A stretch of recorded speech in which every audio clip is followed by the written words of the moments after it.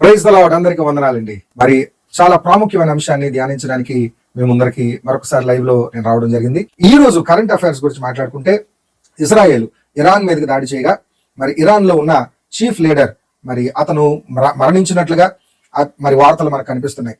అయితే అతని మరణ వార్త కొంతమంది సంతోషంగా గడుపుతున్నారు, కొంతమంది ఏమో మరి దుఃఖిస్తున్నారు. ఇరాన్ దేశం, అసలు బైబిల్ చరిత్రలో ఇరాన్ దేశం గురించి ఉన్న అనేకమైన సత్యాలు మీకు చెప్పడానికి నేను ప్రయత్నిస్తాను. ఇరాన్ దేశం యొక్క ప్రాముఖ్యత, బైబిల్లో ఇరాన్ దేశాన్ని దేవుడు వాడుకున్నారు. దేవుడు ఇరాన్ దేశాన్ని తన యొక్క సేవకుడిగా వాడుకున్నారు, ఇరాన్ దేశ రాజుని. అయితే మనమైతే ఇప్పుడు మోడర్న్ ఏజ్ లో ఇరాన్ అని పిలుచుకుంటున్నాం. అయితే బైబిల్ కాలంలో ఈ యొక్క ఇరాన్ దేశాన్ని బైబిల్లో పర్షియన్ కింగ్డమ్ అన్నారండి. అప్పుడులో పారసిక రాజ్యం ఇది. అసలు పారసిక రాజ్యము అలా కాలక్రమేణా మోడర్న్ ఏజ్ లో దాన్ని ఇరాన్ అన్నారండి.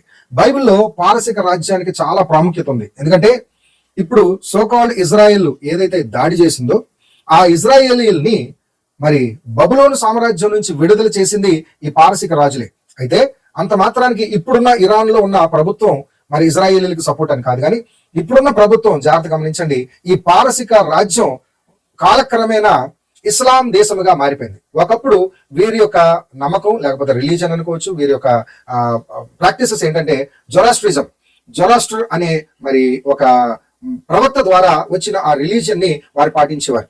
ఆ జొరాస్ట్రిజం నుంచి 600 AD అంటే క్రీస్తు శకము మరి ఇస్లాం స్టార్ట్ అయింది. 600 సంవత్సరం, 650 సంవత్సరాల తర్వాత మరి ఇస్లాం మరి వారి యొక్క రాజ్యము ఈ యొక్క పారసిక రాజ్యం మీద దండెత్తి పారసిక రాజ్యాన్ని మరి కైవసం చేసుకొని కాలక్రమేణా ఇది ఇస్లాం దేశంగా మారిపోయింది. మనం అందరూ గమనిస్తే, నువ్వు ఎంత భయంకరమైన పరిస్థితులు ఉన్నావు, మారు మనసు పొందితే నేను రిస్టోర్ చేస్తానని మరి ఇర్మియా ద్వారా ఏమండి ఈ యొక్క పారసిక రాజులు అప్పటికి కూడా డెవలప్ అవ్వలేదు.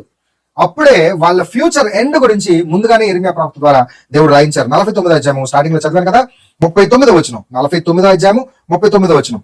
అయితే కాలాంతమున చెరపట్టిబడిన ఏలాము చెరపట్టబడింది. ఎప్పుడు కాలాంతం? ఇప్పుడు ప్రెసెంట్ ఏలాము చెరపట్టబడింది. క్రీస్తు శకం 650 సంవత్సరంలో ఇస్లాం వచ్చి ఈ యొక్క పారసిక రాజ్యాన్ని చెరపట్టుకున్న ఈ యొక్క ఈలాం రాజ్యాన్ని నేను మరలా రప్పించదును, బయటకు రప్పిస్తాను, ఇదే యెహోవా వాక్కు. అయితే ఈ రోజు ఇరాన్ కూడా దేవుడు మరలా బయటకు తీసుకొస్తున్నాడు. ఇరాన్ మారు మనసు పొందితే, క్రీస్తు దగ్గరికి వస్తే దేవుడు మరలా మీ రాజ్యాన్ని కడతానని వాగ్దానం చేస్తున్నాడు. గమనించండి, ప్రపంచ దేశాలన్నిటికీ కూడా ఈ ఇరాన్ దేశ రాజ్య పరిస్థితి ఒక హెచ్చరిక. అది యూదులే కావచ్చు, ఇజ్రాయేలీలే కావచ్చు, అమెరికా దేశం కావచ్చు, భారతదేశం కావచ్చు, పైన రష్యా కావచ్చు, చైనా కావచ్చు, ఎటువంటి రాజ్యాలైనా క్రీస్తు దగ్గరికి రావాలి. క్రీస్తు వాగ్దానం మీ జీవితంలో నెరవేరుతుంది. గమనించండి, బైబిల్ ఆషామాషి పుస్తకం కాదండి. బైబిల్ ఏదో కట్టుకథల పుస్తకం కాదు. చాలా మంది మత చాందవాదులు మాట్లాడుతున్నట్లుగా బైబిల్ అనేది ఏదో తప్పుడు పుస్తకంగా చిత్రీకరిస్తున్నారు వారి యొక్క స్వలాభం కోసం.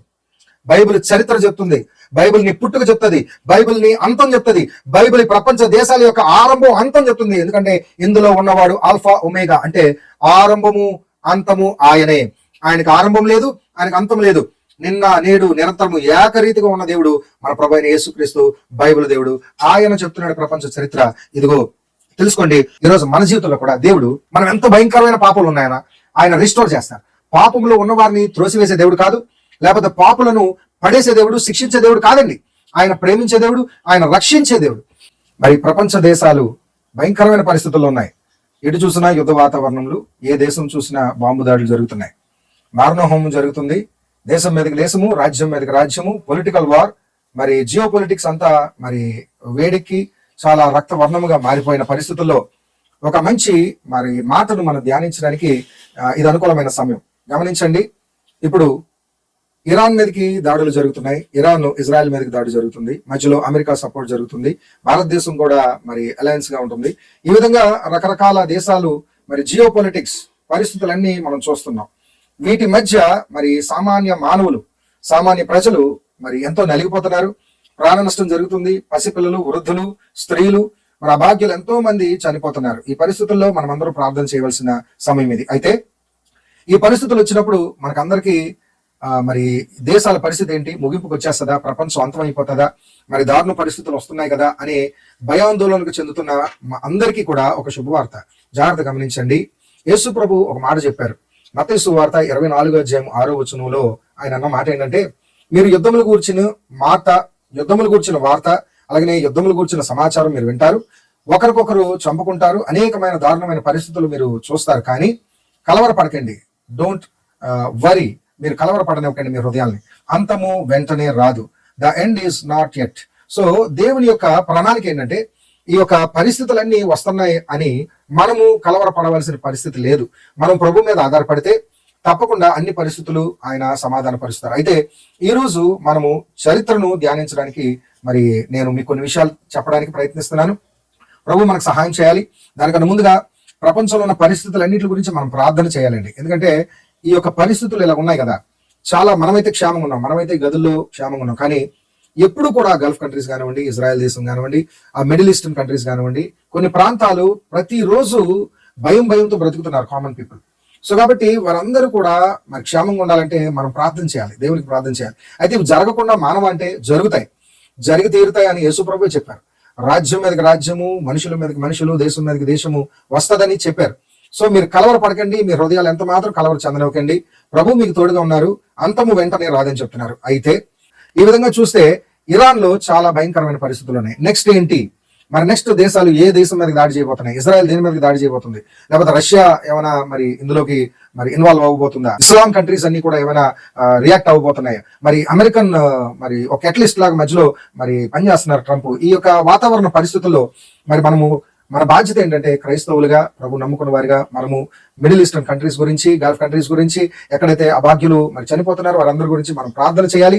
It is our responsibility. Lent days లో మనం ప్రతిరోజు కూడుకుంటున్నాం కనుక సాయంత్రము every day please remember in your personal prayers and church prayers also. అయితే ఈ రోజు ముఖ్యమైన అంశాన్ని మీకు చెప్పదలిచాను. ఈ ఇరాన్ దేశం గురించి కొన్ని విషయాలు మీరు తెలుసుకుందాం. మరి నేను మాట్లాడేది క్రీస్తు పూర్వము 2500 సంవత్సరాల క్రితము ఆరంభమైన చరిత్ర ఇది.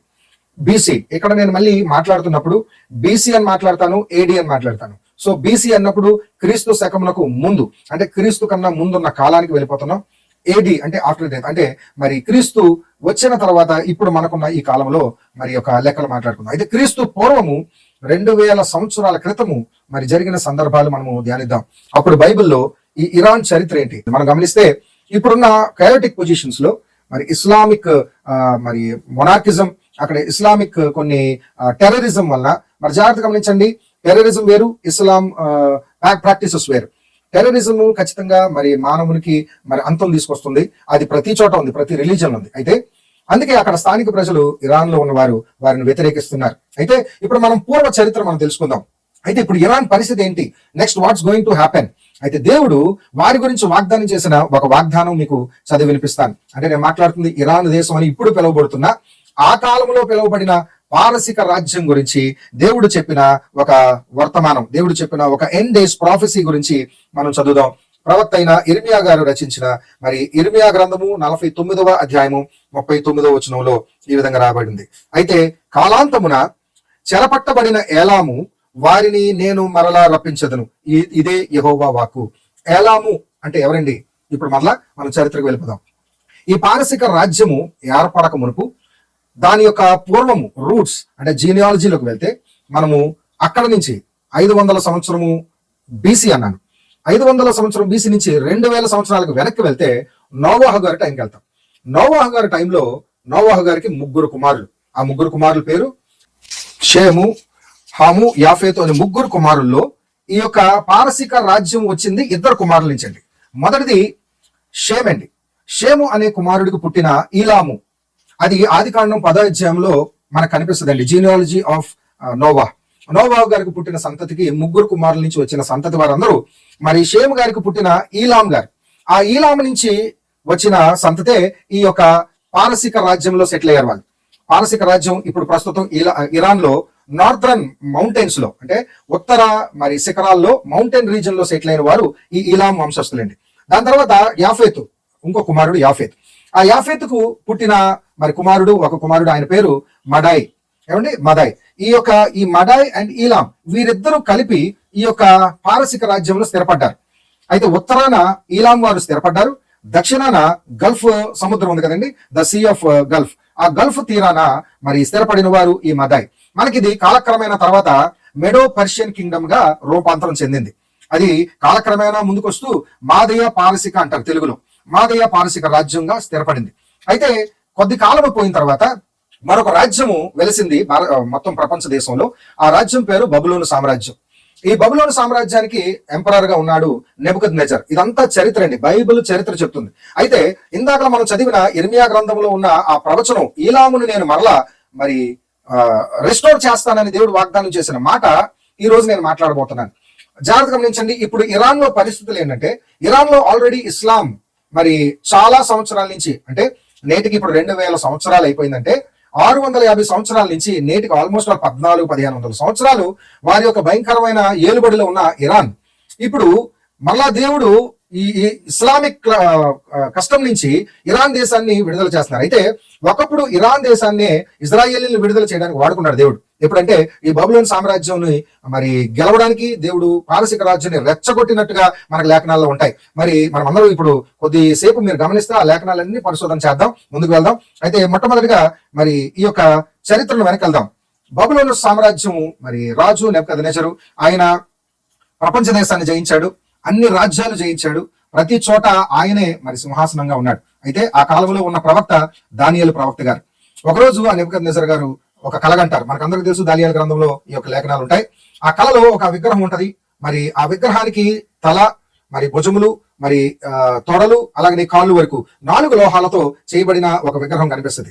తల ఏమో బంగారంతో చేయబడుతుంది, భుజములు ఛాతీ ఏమో మరి వెండితో చేయబడుతుంది, తర్వాత ఉదరము అంటే కడుపు భాగమేమో ఇతడితో చేయబడుతుంది. దాని తర్వాత కిందకు వచ్చేసరికి పాదాలు మరి ముడుకుల నుంచి ఉన్న కాళ్ళు మరి ఇనుముతో చేయబడి పాదాలు మాత్రము మట్టి ఇనుముతో కలిసినట్టుగా మనకు అనిపిస్తుంది. మనకందరూ తెలుసు నెబుకద్నెజరు ఆ కళ చూస్తాడు కానీ మర్చిపోతాడు.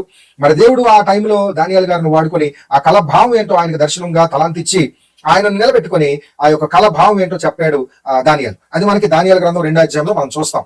అయితే దానియేలు దాన్ని వివరిస్తాడు. రాజా, మీరు ఇప్పుడు ప్రపంచ దేశాన్ని పరిపాలిస్తున్న మహారాజు మీరు. అయితే దేవుడు మీకు ఆ రాజ్యాలన్నీ ఇచ్చారు. అయితే ఒక కాలం రాబోతుంది మీ తర్వాత, మీకన్నా చిన్న రాజ్యమైన ఒక రాజ్యం వచ్చి మీ యొక్క రాజ్యాన్ని మొత్తాన్ని గెలుస్తుంది అని అంటారు. అది మనము గమనించబోతున్నాం. అది మనకి చూడండి, మనకి ఈ దానియేలు గ్రంథం అయిన తర్వాత ఈ యొక్క పారసిక రాజ్యము స్లోగా క్రమేపీ డెవలప్ అయ్యి వాళ్ళు కూడా ఒక రాజ్యం స్థిరపరచుకున్నారండి. ఆ రాజ్యం పేరు ఎక్కడ ఉంటుందంటే, మొట్టమొదటిసారిగా ఈ పారసిక రాజ్యానికి మొట్టమొదటి రాజు కడోలియామా అనే రాజు తయారవుతాడండి. అతడు ఈ యొక్క ఈలామైట్స్ అంటే ఈలాము వంశస్థుల నుంచి వచ్చిన అతని పేరు కడోలియామా. ఆ కడోలియామా అనే వ్యక్తి మొట్టమొదటి రాజు అవుతాడండి. అతడు కానాను దేశం మొత్తం, కానాను ప్రాంతాన్ని ఇన్వైట్ చేస్తాడు. మనకందరికి తెలుసు ఆది కాండంలో మొట్టమొదటి ఇంటర్నేషనల్ యుద్ధం జరిగింది మనకి, అది ఈ యొక్క ఈలామైట్స్ దాడే. ఈ ఈలామైట్స్ అందరూ, అంటే ఈలామైట్స్ అంటే ఎక్కడ ఉన్నారు వీళ్ళు, మనం ఇప్పుడు చెప్పుకుంటున్నా ఈ ఇరాన్ ప్రాంతంలో ఉన్నారు. ఈ ఇరాన్ ప్రాంతం నుంచి ఈ కానాను ప్రాంతం, ఈ యొక్క మెసొపటోమియా ప్రాంతం అంతటిని అతడు ఇన్వైట్ చేస్తాడు. ఇన్వైట్ చేసినప్పుడు మనకు ఆది కాండంలో ఈ యొక్క లేఖనం కనిపిస్తుంది. మొట్టమొదటి ఇంటర్నేషనల్ యుద్ధం ఆది కాండం 14వ అధ్యాయంలో మనకు కనిపిస్తుంది. ఈ ఈలామైట్స్ ఈ యొక్క మెసొపటోమియా ప్రాంతం అంతటిని ఇన్వైట్ చేసి అందరినీ కూడా చెరగొనిపోతాడు. అప్పుడు అబ్రహాం గారని ఒక వ్యక్తి ఉన్నారండి. అది మన మూల పురుషుడు, ఆ విశ్వాసులకు తండ్రి. మరి దేవుడు అబ్రహాం గారిని ఎంచుకున్నారు. ఆత్మీయ విశ్వాసములో మనందరికీ కూడా రక్షణ ఇవ్వడానికి క్రీస్తును ఒక వంశంలో మరి ఈ భూమి మీద పుట్టించాలంటే ఒక వంశాన్ని ఏర్పాటు చేసుకున్నారు. ఆ వంశము ఒక మనిషితో ఆరంభమైంది. ఆ మనిషి పేరు అబ్రాం. ఆ కాలంలో అబ్రాము, తర్వాత ఆయనకి పేరు అబ్రహాముగా దేవుడు మార్చారు. ఈ అబ్రహాం గారు మరి ఆది కాండం 14వ అధ్యాయంలో మరి తన యొక్క సహోదరుడైన లోతుని ఈ యొక్క ఈలామైట్స్ దాడి చేసి తీసుకుపోతారు. ఈ ఈలామైట్స్ ఎవరో కాదండి, పారసిక రాజు. లేటర్ డేస్ లో మనకి పారసిక రాజులని బైబిల్ ఉంటది. మరి ఆది కాండంలో 14వ అధ్యాయంలో ఈ లేఖనం మీరు చదువుతున్న వారు, లేకపోతే ఈ యొక్క లేఖనాలు పరిశోధన చేస్తున్న వారు దయచేసి రెఫరెన్స్ అన్ని రాసుకోండి, మీరు తర్వాత చదవండి. అన్ని నేను వివరించడానికి టైం లేదు, మనం ఓన్లీ ఒకటే పాయింట్ మీద ఉన్నాం. ఇప్పుడు ఇరాన్ పరిస్థితి ఇలా ఉంది. క్రైస్తవులుగా మన బాధ్యత ప్రార్థన చేయాలి. ప్రపంచ దేశాల్లో వస్తున్న యుద్ధ వాతావరణాలు కలవరపడకండి. అంతం వెంటనే వచ్చేయలేదు. చాలా మంది ఏదో చెప్తుంటారు, అంతం వచ్చేసింది, ఏదో అయిపోయింది. నో, డోంట్ వరీ, ప్రార్థన చేయండి. ఎందుకంటే అందరూ అంతటా మారు మనసు పొందందే అంతము రాదు. సో అందరూ గుర్తుపెట్టుకోండి, సువార్త చేయడం అనేది బాధ్యత. ఈ లైవ్ ద్వారా కానివ్వండి, వీడియో ద్వారా కానివ్వండి, ప్రపంచ దేశాలకు సువార్త వెళ్ళాలి. ఈ రోజు చెప్పదలిచిన పాయింట్ ఏంటంటే, ఇరాన్ అయినా లేకపోతే ఇస్లామిక్ దేశాలైనా మరి ఇజ్రాయెల్ దేశమైనా, అమెరికా అయినా, భారతదేశమైనా, ఎవరైనా సరే ఎంత భయంకరమైన పరిస్థితుల్లో ఉన్నా దేవుడు ఈ యొక్క హార్డ్ టైమ్స్ లో ఒక సువార్త చెప్తున్నారు. ఒక మంచి మాట ఏంటంటే, if you confess your sins, మీరు మారు మనసు పొంది తిరిగి వస్తే I will restore you from your bad times అని దేవుడు చెప్తున్నాడు. అక్కడ ఇలాం యొక్క I will bend the bow of the Elam అన్నాడు. నేను ఇలాం యొక్క బాణమును వంచెదను, ఆయన యొక్క విల్లును వంచేస్తాను, మరలా నేను అతడు మారు మనసు పొందితే రిస్టోర్ చేస్తానని మంచి సువార్త మనకి వినిపిస్తుంది. సో కాబట్టి ప్రపంచ దేశాలకి క్రైస్తవులుగా మనం చెప్పవలసింది ఏంటంటే, ఎలాంటి పరిస్థితులు ఉన్నా ఇప్పుడు జరుగుతున్న యుద్ధాలన్నీ కూడా అండి, ఇది రిలీజియస్ అనే ముసుగు వేసుకొని జియో పొలిటికల్ వార్స్ అండి. ఇది మతపరమైన యుద్ధాలని పైన చర్మం కనిపిస్తుంది, కానీ లోపల ఆంతర్యం అంతా జియో పొలిటిక్స్. రాజ్యం మీదకి రాజ్యం ఏలుతుంది. ఎందుకంటే భూభాగాన్ని స్వతంత్రించుకోవడానికి, భూభాగంలో ఉన్న నిధులను క్యాప్చర్ చేయడానికి, అధికార దాహంతో ప్రపంచ దేశాలన్నింటినీ చేయించుకోవాలని మరి అన్ని రాజ్యాలు మొదటి నుంచి ఇలాగే ఉన్నాయి. సో కాబట్టి దేవుడు ముందుగా చెప్పారు, కలవరపడకండి, this is the time for prayer, this is the time for reconciliation. ప్రభు దగ్గరికి ఎంతమంది వస్తారు? ఇప్పుడు మళ్ళా చెప్తున్నాను, యూదులైనా సరే, మీరు అనుకుంటున్నారా దేవుడు యూదులు ఏదో కాపాడుతున్నారని? యూదులు క్రీస్తుని వ్యతిరేకించారు, జాగ్రత్తగా గమనించండి. యూదులైనా సరే ప్రభువు దగ్గర ఒప్పుకుంటేనే వారికి రెస్టరేషన్. ఇప్పుడు ఏదో తాత్కాలికంగా వారికి ఆ యుద్ధములు, లేకపోతే వడికోలు వారుకున్న రక్షణ వలయము, ఇవన్నీ దేవుడు తాత్కాలికంగా కొంతవరకు ఉంచారు. కానీ there is a day for judgment. మనము మారు మనసు పొందితేనే యూదులకైనా, ఇజ్రాయెల్ దేశంకైనా మరి విమోచన. ప్రతి దేశం కూడా ఇప్పుడు జియో పొలిటికల్ వార్ లో ఉంది. సో మనం తెలుసుకోవాల్సిన సత్యం ఏంటంటే, ఇక్కడ క్రీస్తు రాజ్యమే, రాజ్యం ఒకటే ఉంది. ఇక్కడ యూదుల రాజ్యం లేదు, ఇజ్రాయెల్ రాజ్యం లేదు, లేకపోతే ఇస్లాం రాజ్యం లేదు, ఇరానియన్ పర్షియన్ రాజ్యం కాదు, ఇవన్నీ కాదు. క్రీస్తు రాజ్యము, క్రీస్తు విరోధి రాజ్యం, ఈ రెండు రాజ్యాలే పరిపాలిస్తున్నాయి ఇక్కడ. సో క్రీస్తు రాజ్యంలోకి రావాలంటే మనము సత్యదేవుడైన నిజదేవుడిని తిరిగి తెలుసుకొని, మారు మనసు పొందుకొని, మన పాపములు ఒప్పుకొని, ఈ యొక్క స్వార్థపూరితమైన యుద్ధాల కోసం మనము ఒకరికొకరు చంపుకుంటున్నాం, వాటి నుంచి బయటకు వస్తేనే తప్ప దేవుడు అందరికీ రక్షణ ఇవ్వడు. సో కాబట్టి మన బాధ్యత, ఇక్కడ నుంచి చిన్నవాళ్ళమే కదా మనం ఏం చేయగలం అనుకోకండి. ఈ చిన్న మాట ఒక 10 మందికి చేరుతుంది, 10 మంది నుంచి ఇంకొక 100 మందికి వెళ్తుంది, అక్కడి నుంచి ప్రపంచ దేశాలకు వెళ్తుంది. యేసు ప్రభు 12 మందితో భూమిని తలకిందులు చేయవారుగా శిష్యులు తయారు చేశారు. సో కాబట్టి ఆ రోజున్న పరిశుద్ధాత్మ దేవుడు ఈ రోజు మనతో కూడా పనిచేస్తున్నారు. సో కాబట్టి శక్తి వంచన లేకుండా క్రీస్తు సువార్తను చెప్పడానికి ముందుకు రండి. దయచేసి ఈ వర్తమానాలు మీరు కూడా ఇప్పుడు విన్నారు కదా, వీటిని మీ సంఘాల్లో చెప్పండి, నేరుగా వీటిని షేర్ చేయండి, లేదంటే మీరు రాసుకొని ఇంకొంచెం దీనికి యాడ్ చేసి ఇంకా చెప్పండి. చెప్పదలసిన పాయింట్ ఏంటంటే, ఎవరికి సపోర్ట్ కాదు. ఇక్కడ యూదులే మనకి స్పెషల్ కాదు, ఇజ్రాయిల్ స్పెషల్ కాదు, ఎవరు స్పెషల్ కాదు. మనకి క్రీస్తే సెంటర్. ప్రభువుని గురించే చెప్పాలి, ప్రభువుని రక్షకుడిగా అంగీకరించాలి. సో ఇక్కడ మనకి రాజ్యం ఏలుతుంది, ఒకటే ఒక రాజ్యం. అదే దానియేలు గ్రంథంలో ఆ యొక్క దర్శనంలో మనం చూస్తాం. ఆ విగ్రహము చేతి సహాయం లేకుండా తీయబడిన ఒక రాయి ఆ విగ్రహం పాదముల మీద పడగా, ఆ విగ్రహము మరి విరిగి పడిపోయి ముక్కలైపోయి దంచబడి పొట్టు చేయబడి మరి గాలికి ఎగిరిపోయినట్లుగా, కనిపించకుండా ఎగిరిపోయినట్లుగా ఉంటది. అంటే ఈ భూరాజ్యాలన్నీ దేవుడు నిర్మూలించేశారు. ఆ రోజే ఒక రాజ్యం వచ్చింది. ఆ రాయి ఎవరో కాదు, మన ప్రభు అయిన యేసుక్రీస్తు. ఆ రాయి అంట, అక్కడ రాయబడి ఉంటది లేఖనం, అది అంచెలంచెలుగా ఎదుగుతూ మహాపర్వతంగా ఎదిగిపోయింది. ఆ మహాపర్వతంగా ఎదగడం అంటే అర్థం ఏంటంటే, యేసుక్రీస్తు శిలువ మీద మరణించిన ఆ సువార్తమానం ఏదైతే ఉందో, మనకి పునరుద్ధారుడైన యేసుక్రీస్తు రక్షణ సువార్తమానం ఏదైతే ఉందో, అది ఈ రోజు దాకా నానాటికి ఎదుగుతూ ప్రపంచ దేశాలంతా వ్యాపిస్తుంది. సో ఇప్పుడు మనం గమనించండి, ఉన్నది ఒకటే రాజ్యం. ఇక క్రీస్తు రాజ్యం తప్ప ఏ రాజ్యం పరిపాలించట్లేదు. ఉన్నది మిగతా రాజ్యం ఏంటంటే ఈ లోక సంబంధమైన రాజ్యం, అది క్రీస్తు విరోధి అయిన అపవాది రాజ్యం. సో ఈ రెండింటికి మధ్య జరుగుతున్న వైరంలోనే మనము ఎప్పుడు కూడా దృష్టి పెట్టాలి. అయితే ఇప్పుడు మళ్ళా మనం పాయింట్కి వచ్చేద్దాం. ఇందాక అబ్రహాం గారు ఆ యొక్క ఇలామైట్స్ మీద తిరిగి 318 మంది, కేవలం 318 మంది ట్రైన్డ్ సర్వెంట్స్, అతని దగ్గర ఉన్న సర్వెంట్స్, వాళ్ళు ఏమి యుద్ధ సైనికులు కాదు, ఏమీ కాదు, వారు అబ్రహాం గారికి సర్వెంట్స్. వాళ్ళని తీసుకువెళ్లి ఈ ఈలామైట్స్ ని దాడి చేసి గెలిచి అతని యొక్క సహోదరుడైన లోతు గారిని తిరిగి తీసుకొస్తారు. అయితే జాగ్రత్త గమనించండి, టోటల్ మెసొపొటేమియా ప్రాంతం, ఈ కానాన్ ప్రాంతం అంతటిని కూడా గెలిచిన ఈలామైట్స్, లక్షల మంది సైన్యం ఉన్న ఐలామైట్స్ 318 మందితో ఓడిపోయారు. అంటే గమనించండి, నువ్వు చిన్నవాడివే కానీ క్రీస్తు నీ పక్షాన ఉంటే ఎలాంటి రాజ్యమైనా గెలుస్తావు. దేవునికి స్తోత్రం. సో కాబట్టి మనము చూడవలసింది రాజ్య బలం కాదు, జరుగుతున్న పరిస్థితులు కాదు. నీలో పరిశుద్ధాత్మ దేవుడు పనిచేస్తే, నీ ద్వారా 10 మాటలు ఇంకొకరికి వెళ్తే ఎలాంటి వారైనా బ్రతుకుతారు. సో కాబట్టి ఆ ఈలమైట్స్ అక్కడి నుంచి రాజ్యం డెవలప్ చేసుకుంటా వచ్చి కొంతకాలం పోయిన తర్వాత కాలక్రమేణా రాజ్యం స్థిరపడింది. వారి యొక్క మొదటి రాజు పేరు కడోలియోమా. అయితే ఈ యొక్క రాజ్యం నుంచి అలా డెవలప్ అయ్యి క్రీస్తు పూర్వం 530 సంవత్సరాల టైంలో మొట్టమొదటి బైబిల్లో మనకి బాగా రెగ్యులర్ గా వినిపించే రాజు పేరు మరి కోరేషు రాజు. మనకందరికి తెలుసు, రెఫరెన్స్ రాసుకోండి. 4 రాజుల గురించి బైబిల్లో ప్రత్యేకంగా రాయబడింది. ఈ 4 రాజులు పారసిక రాజులు.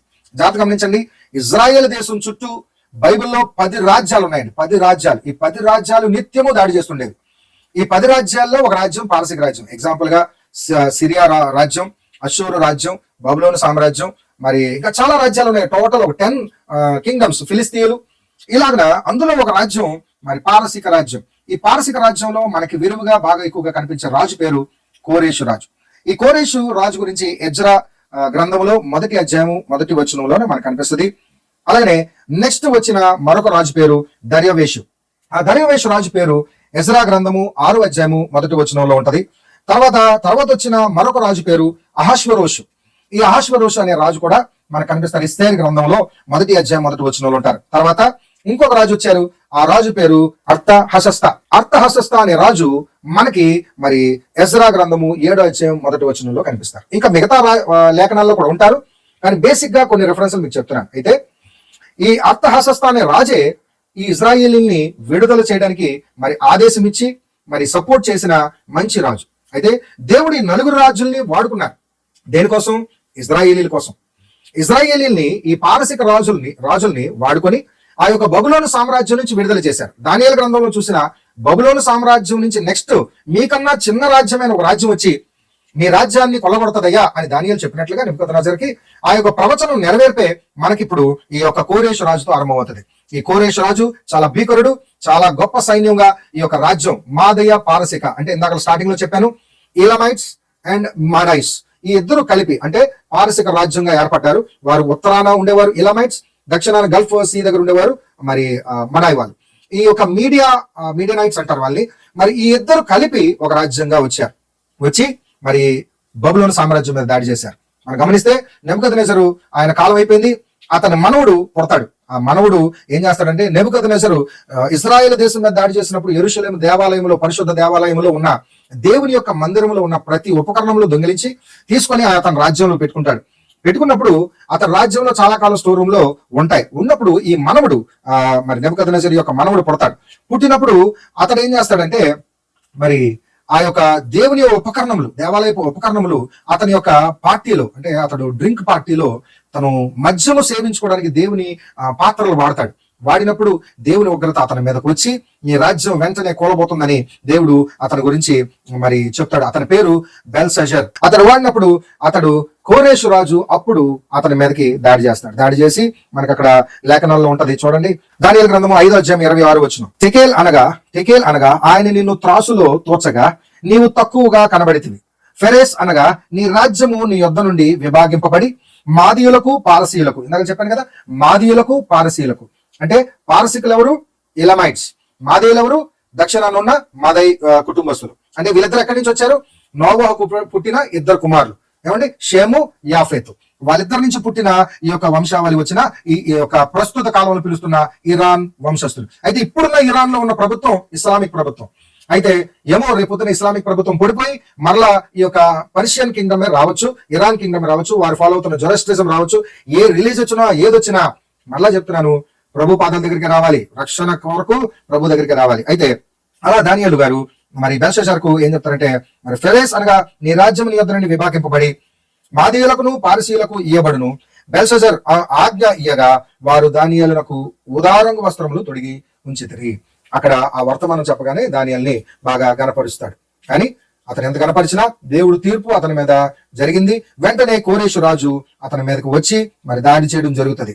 మరి దానియేలు గ్రంథము 7వ అధ్యాయము 5వ వచనం అండి. ఒక 4 జంతువులు ఆయన సముద్రం నుంచి వచ్చినట్లుగా చూస్తాడు. 4 క్రూర మృగములు. ఆ క్రూర మృగములో ఒక 2వ మృగము ఒక జంతువు. ఆ జంతువు గురించి వివరణ. 2వ జంతువు ఎలుగు బంటిని పోలినది. అది ఒక పార్శ్వం మీద పండుకొని తన నోట పండ్ల మధ్య 3 ప్రక్కటెముకలను పట్టుకొని ఉన్నది. కొందరు లెము విస్తారముగా మాంసం భక్షించుమని దానితో చెప్పిరి. ఈ యొక్క ప్రవచనం భావం ఏంటంటే ఆ 2వ క్రూర మృగమైన ఎలుగుబంటి దేనికి సాదృశ్యం అంటే ఈ పారసిక రాజ్యానికి సాదృశ్యం. ఈ పారసిక రాజులు అంటే కోరేషు రాజుగా వచ్చి ఈ యొక్క బబులోను సామ్రాజ్యాన్ని గెలుస్తాడు. మరి ఆ ఎలుగుబంటి నోటిలో 3 ప్రక్కటెముకలు ఉన్నాయి.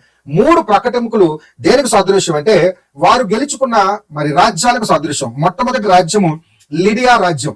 అది ఏషియా మైనర్ లో ఉందండి. లిడియా రాజ్యం వారు కాలక్రమేణా ఈ బబులోను సామ్రాజ్యం ఒక పక్క ఏలుతున్నప్పుడు స్లోగా మాదయ పారసిక వాళ్ళు కూడా డెవలప్ అయ్యి మొదట గెలుచుకున్నది లిడియా రాజ్యం. ఆ లిడియా రాజ్యం ఎక్కడ ఉందంటే ఏషియా మైనర్ లో ఉంది. తర్వాత గెలుచుకుంది బబులోను సామ్రాజ్యం. దాని తర్వాత ఇంకా భయంకరమైన పురాణతమైన రాజ్యం ఒకటి ఉంది, అది ఐగుప్తు రాజ్యం. ఐగుప్తును కూడా వారు కైవసం చేసుకున్నారు. ఈ పారసిక రాజులు చాలా భయంకరులండి. వారు మొత్తం ఈ రాజ్యాలన్నీ గెలిచేశారండి. అయితే ఈ 3 రాజ్యాలు గెలిచారు గనక ఈ 3 రాజ్యాలకి ఆ ఎలుగుబంటి నోటిలో ఉన్న 3 ప్రక్కటెములకు ఎముకటకు సాదృశ్యం అండి. అయితే మళ్ళా 2వ దర్శనము దానియేలు కనిపిస్తుందండి ఈ పారసిక రాజుల గురించి. మనం అది చూస్తే సెకండ్ విజన్. దానియేలు గారు అతుల్ అనే ఒక నది దగ్గర ఉన్నప్పుడు ఆయన ఒక పొట్టేలను చూస్తారండి. 2 కొమ్ములతో ఉన్న పొట్టేలను చూస్తాడు ఆయన. ఆ 2 కొమ్ముల్లో ఒక కొమ్మేమో నిటారుగా పొడగ్గా ఉంది, ఒక కొమ్మేమో పొట్టిగా చిన్నగా ఉంది. ఇది దేనికి సాదృశ్యం అంటే చూద్దాం ఒకసారి. దానియేలు గ్రంథము 8వ అధ్యాయము 20వ వచనం చూద్దాం. నీవు చూచిన 2 కొమ్ములు గల ఆ పొట్టే లేదనగా అది మాదీయుల యొక్కయు పారసికుల యొక్కయు రాజులని సూచించుచున్నది. మాదీయులు పారసికులు వీళ్ళెవరండి? ఇప్పుడు మళ్ళీ ఇందాక చెప్పాను కదా, మాదీయులు పారసికులు, ఇలామైట్స్ అండ్ మరి మీడియనైట్స్, వీళ్ళందరూ కలిసిన రాజ్యమే పారసిక రాజ్యం. ఇప్పుడు సోకాళ్ళు పిలుచుకుంటున్న ఇరాన్ దేశం. ఓకేనండి. ఆ పొడుగు పొట్టు దేనికి సాదృశ్యం అంటే ఒకటేమో పొడుగ్గా ఉంది. ఎప్పుడు కూడా ఈ యొక్క మీడియనైట్స్ ఇలామైట్స్ మీద ఎప్పుడు కూడా మరి డామినెంట్ గా ఉండేవారు. అయితే వీరిద్దరు కలిసి మరి కూటమి ప్రభుత్వం, ఈ రోజు కూడా మన ఆంధ్రప్రదేశానికి కూటమి ప్రభుత్వం ఒకటి ఉంది. సో కూటమి ప్రభుత్వంలో వారు ఎవరు బలం ఎక్కువ ఎవరు తక్కువ మనకు అందరికి తెలుసు, అవన్నీ పక్కన పెట్టేద్దాం. ఇక్కడ కూడా ఈ కూటమి రాజ్యంలో డామినెంట్ గా ఉండేవారు ఎప్పుడు కూడా ఈ మీడియనైట్స్ అండి. ఇలామైట్స్ కన్నా ఈ మీడియనైట్స్ మరి డామినెంట్ గా ఉండేవారు. సో కాబట్టి ఒకటి పొడవు ఒకటి పొట్టు. అలాగనే ఇందాకల ఎలుగుబంటి యొక్క దర్శనంలో కూడా మనకు కనిపిస్తుంది, ఎలుగుబంటి ఒకవైపు ఒరిగినట్టుగా ఉంటది, ఒకవైపు ఒరిగినట్టుగా ఉండడు. అంటే ఒక సైడ్ బలం ఎక్కువ ఉంది, ఒక సైడ్ బలం తక్కువ ఉంది. అంటే మాదయ్య పారసిక రాజ్యంలో కూడా అంతర్గత ఇంటర్నల్ పాలిటిక్స్ వలన వారిలో కూడా హెచ్చు తగ్గులు ఉన్నాయని మనం గమనించవచ్చు. ఆ విధంగా ఈ పారసిక రాజు ఎదుగుతూ మరి ఎంతవరకు గెలిచారంటే మరి ప్రపంచ దేశాలన్నీ గెలుచుకుంటూ వచ్చేసారు. దాని తర్వాత మరి ఈ యొక్క అహశ్వరేషు రాజు మరి ఒక కింగ్డమ్ ని స్థాపించారు. ఆ కింగ్డమ్ ని సూసా అనే ప్రాంతంలో, ఆ సూసా అనే సిటీలో, ఈ ఇరాన్ దేశం చెప్పాను కదా, ఉత్తర ఇరాన్ దేశంలో ఉన్న సూసా అనే సిటీలో మొట్టమొదటి రాజ్యాన్ని స్థాపించారండి వాళ్ళు. ఓకే, ఇప్పుడు అది ఎక్కడ ఉంటదంటే మరి సౌత్ వెస్టర్న్ ప్రాంతంలో ఇప్పుడు ప్రస్తుతం ఇరాన్ లో ఉన్నట్టుగా మనకు కనిపిస్తుంది. అయితే దీని తర్వాత మరొక అద్భుతమైన మరి రాజు గురించి అద్భుతమైన సంఘటన మనకందరూ రెగ్యులర్ గా చదువుతాం, ఎస్తేర్ గ్రంథం. ఏమండి, ఆ ఎస్తేర్ గ్రంథంలో ఉన్న రాజు మనకు తెలుసు, మనకి మరి అహశ్వరేషు. ఈ అహశ్వరేషు ఏం చేస్తాడంటే ఒకసారి మరి ప్రపంచ దేశాలన్నీ గెలిచిన తర్వాత ఈ యొక్క రాజ్యాన్ని స్థిరపరిచిన తర్వాత ఆయన ఒక పార్టీ ఇస్తాడండి. 7 నెలలు పార్టీ ఇస్తాడు. మరి పార్టీలో తన భార్యను 6 రోజులు 7 నెలల నుంచి జరుగుతుంది.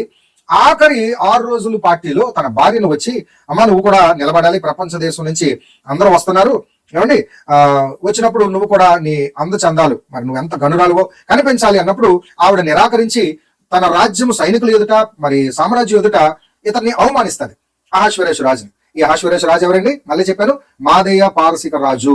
ఈ మాదయ్య పారసిక రాజు ఇప్పుడు కాలంలో ఇరాన్ దేశంలో ఉన్న రాజ్యము. Okay right. ఇప్పుడు ఆ యొక్క రాణి అలా నిరాకరించిందని ఇతనికి ఈగో కోపం వచ్చి ఆ రాణిని వెళ్ళగొట్టేస్తాడు. అక్కడి నుంచి వెళ్ళగొట్టి ఈ లోపుగా ఉన్న అక్కడ పెద్దలు ఉంటారు కదా, వాళ్ళు సలహా ఇస్తారు, మరొక రాణిని మీరు వెతుక్కోండి అన్నప్పుడు మరొక రాణిని వెతకడానికి ప్రపంచం ఆ దేశం అంతట్లో ఆదేశించినప్పుడు దేవుని ఉద్దేశాలు జాగ్రత్తగా గమనించండి.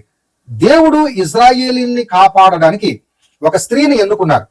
ప్రతి కాలంలో చూడండి, బబులోను సామ్రాజ్యం నుంచి కాపాడడానికి ఏమో కోరేషు రాజుని దేవుడు ఎంచుకున్నారు. తర్వాత మరలా ఇజ్రాయేలీని కాపాడడానికి అదే పారసిక రాజ్యం నుంచి ఒక రాణిగా ఒక ఆవిడని ఎంచుకున్నారు. ఆవిడెవరో కాదు, మరి హెబ్రూరాలు, యూదురాలు. ఆమె పేరు హదస్సా. అయితే ఈ హదస్సా అనే ఒక అమ్మాయి అక్కడ పెరుగుతూ ఉంటది, మరి వేరే దేశంలో వెళ్ళి పెరుగుతూ ఉంటది. ఈ హదస్సా మరి తన యొక్క మరి కేర్ టేకర్ మొర్దకాయ్, మరి తన యొక్క బాబాయ్ మొర్దకాయ్తో పెరుగుతూ ఉంటది. మొర్దకాయ్ చిన్నప్పటి నుంచి ఆ హదస్సాని పెంచుతాడు. మరి ఆమె అనుకోకుండా రాణిగా అక్కడ స్థాపించబడుతుంది. ఈ అహశ్వరేషు రాజు హదస్సాని పేరు మారుస్తాడు. పేరు ఒకటి పెడతారు, ఏమనంటే ఎస్తేర్ అని పేరు పెడతారు. ఎస్తేర్ అనే నామము ఆ పారసిక రాజ్యంలో పిలువబడుతున్న ఒక దేవత పేరు అన్నమాట. ఆ పారసిక రాజులు వారు పూజిస్తున్న జొరస్ట్రిజం లో ఉన్న ఒక పేరు ఎస్తేర్ పేరు. ఆ ఎస్తేర్ గా నామకరణం చేయబడుతుంది. అయితే మనకందరికీ తెలుసు చరిత్ర, ఎస్తేర్ గ్రంథంలో మరి ఒక మూర్ఖుడు ఒక అతను ఉన్నాడు, అతను హామాను. అతను మరి తప్పుడు నిర్ణయం తీసి మరి ఇజ్రాయేలీల మీద దాడి చేయడానికి, ఇజ్రాయేలీల్ని చంపడానికి, యూదుల్ని చంపడానికి ఒక పన్నాగం పట్టి రాజుకు తెలియకుండా ఒక ఆదేశాన్ని ప్రపంచానికి మొత్తానికి పంపిస్తారు. ప్రపంచంలో ఎక్కడ యూదులున్నా అందరినీ చంపేయండి అని ఒక డిగ్రీ మరి అహశ్వరేషు ద్వారా వెళ్ళిపోతుంది. అయితే ఎస్తేర్ గారు వెళ్ళి మరి కన్విన్స్ చేసి రాజుగారిని ఎలాగో ఒకలాగా చెప్పి ఈ హామాను చేస్తున్న తప్పుడు పని రివీల్ చేయగానే మరి హామాన్ని దేవుడు ఆ యొక్క అహష్వేరోషు రాజు ఉరి తీయడానికి శిక్ష వేస్తాడు.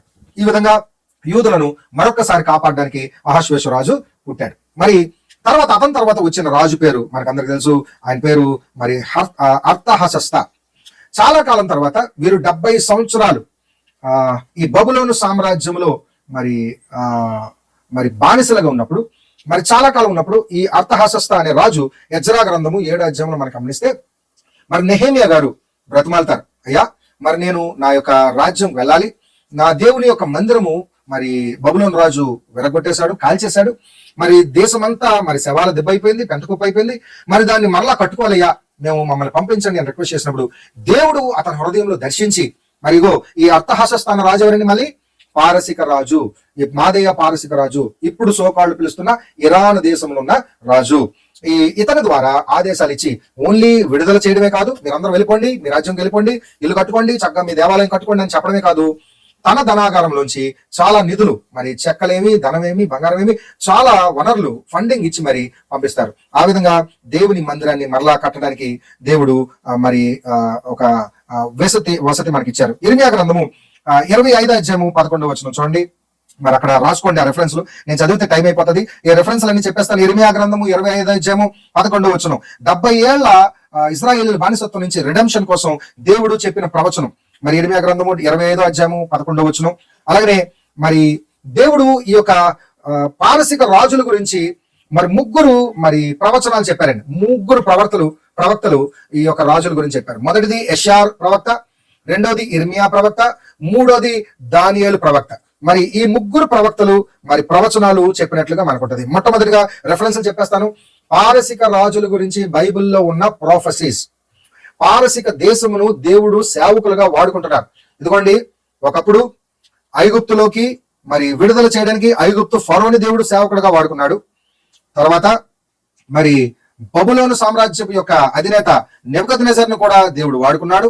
మరి తర్వాత పారసిక రాజ్యం రాజులను కూడా దేవుడు వాడుకున్నారు. ఆ ప్రొఫెసీస్ రెఫరెన్స్లు మీకు వరుసగా చెప్పేస్తాను. యెషయా గ్రంథము 13వ అధ్యాయము 17వ వచనం నుంచి 19వ వచనం వరకు చదువుతాను, వినండి. వారి మీదకి పడుటకు నేను మాదీయులను రేపుదును. చూడండి, ఎవరి మీదకి పడుటకు?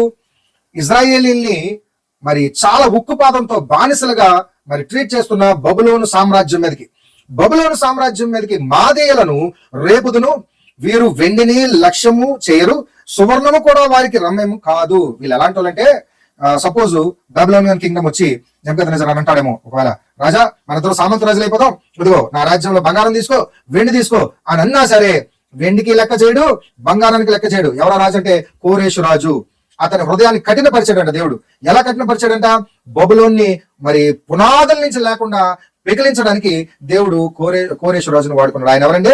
మాదేయ పారసిక రాజు అండి. ఓకేనండి. యెషయా గ్రంథం 13వ అధ్యాయము 17వ వచనం నుంచి 19వ వచనం వరకు ఉంటుందండి. మరి వారి విండ్లు యవనస్తులను నలగొట్టును, గర్భఫలమందు వారి జాలి పడరు, పిల్లలను చూచి కరుణింపరు. వారు చిన్నపిల్లలు లేరు, ఎవరిని లేరు, ప్రతి ఒక్కరిని నిర్మూలించేస్తారు.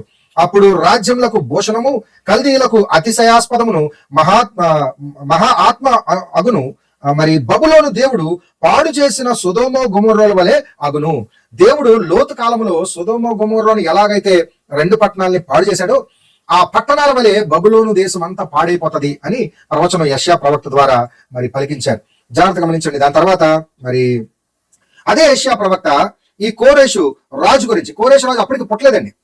కోరేషు రాజు కన్నా ముందు 150 సంవత్సరాల గురించి మాట్లాడుతున్నాను నేను. ఇది యెషయా గారు ప్రవచించిన కాలం. కోరేషు గారు ఇంకా పుట్టలేదు. పుట్టక మునిపే దేవుడు తల్లి గర్భంలో ఇంకా పడక మునిపే పారసిక రాజు అయిన కోరేషు గురించి ప్రవక్త యెషయా గారి ద్వారా పలికించిన మరొక మాట యెషయా గ్రంథం 45వ అధ్యాయము 1వ వచనం. అతని పక్షమున జనములను జయించుటకు నేను అతని కుడి చేతిని పట్టుకుని ఉన్నాను. ఎవరు కుడి చేతిని? ఈ పారసిక రాజు అయిన కోరేషు కుడి చేతిని నేను పట్టుకుని ఉన్నాను. అంటే అన్యుల దేశంలో ఉన్న రాజులైనా దేవుడు వాడుకుంటాడు. జాగ్రత్తగా గమనించండి. ఇప్పుడు క్రైస్తవులుగా మనము చలామణి అవుతున్న బానే ఉంది. మనల్ందరినీ నలగొట్టడానికి దేవుడు అదిగో మత ఛాందసవాదులను కూడా వాడుకుంటున్నాడు దేవుడు.